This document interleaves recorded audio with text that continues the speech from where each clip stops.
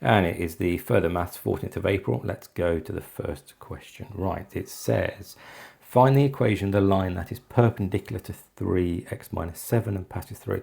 Okay, so this could be a GCSE question, couldn't it? First thing I need to do is work out the gradient of the line I'm given, which is 3, in other words, a coefficient of x. Then I'm going to do the negative reciprocal, so perpendicular is minus a third.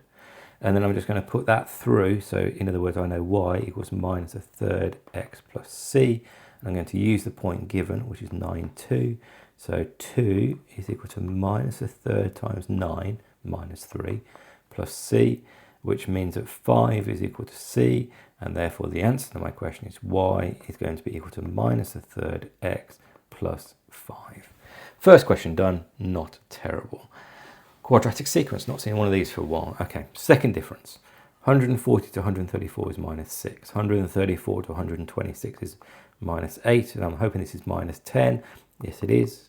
Which means my second difference is 2. So my A term is 2 divided by 2, which is equal to 1. Then what I'm going to do is I'm going to write out, I'll just do the first three terms. So 134 and 126. And I'm going to write out, oh sorry, I've made an error. It's minus 6, which is minus 2, which is minus 1. Then I'm going to write out minus n squared underneath. So 1 squared is 1, minus is minus 1. 2 squared is 4, minus is minus 4, minus 9, minus 16, etc. Then I'm going to take these away. 140 minus minus 1 is 141. 138 and 135. Now, if I don't have the same common difference, I've made an error. So I like this method because there's a bit of a check in the middle. So I can see that this goes down by 3, which means this nth term is minus 3n plus 144. And bring all that together. So un equals minus n squared from here. And then put this bit on the end. So minus 3n plus 144. And question done. Next question. Right, James is at the point A, so it starts here.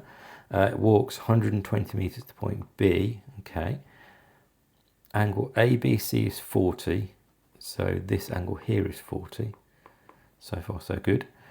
And angle BAC is 75, so this is 75, which I might as well just do this at the same time. So add together these two, which is 115, take away that, which is this is 65.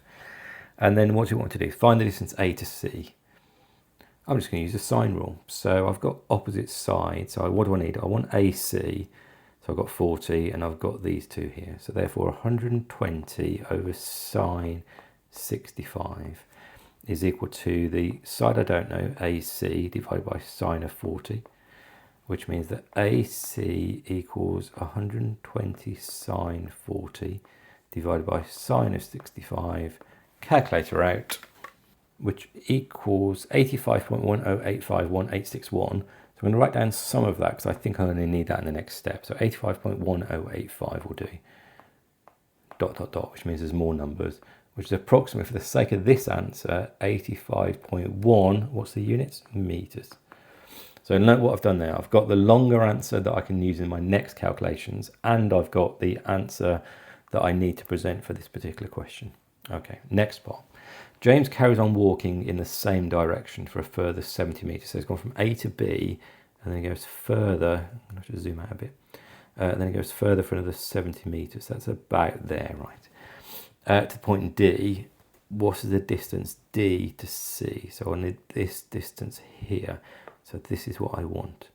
I'm doing it in red. That allows me just to see clearly what I need. Okay.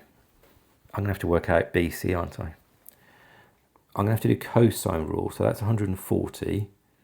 I've got B to D, and let's do it in red so you can see what I'm doing. So that's 70. I've got, this is 140, and I want B to C, which means I need B to C as well. So very quickly, let's do B to C. So B to C over sine 75 is equal to, well, I can either use the one I've just done, or better to use the one that's not rounded.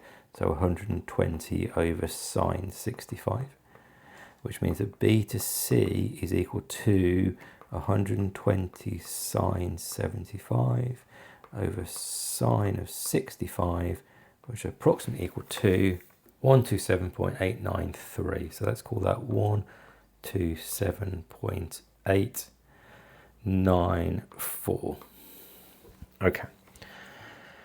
Oh, getting there. It's one of these longer problem questions. It would be good 6 or 7 marks in the exam, if not more. There's quite a bit to this question. What am I doing? Work out d to c. So I'm going to use the cosine rule in one go.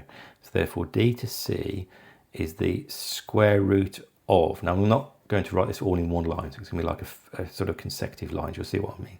So it's going to be, well, 70 squared plus the number I've just worked out, which is 127.894 squared, minus 2 times 70 times 127.894 times cos of the angle in between, which is 140. As ever, calculator out, and I get 187.01075.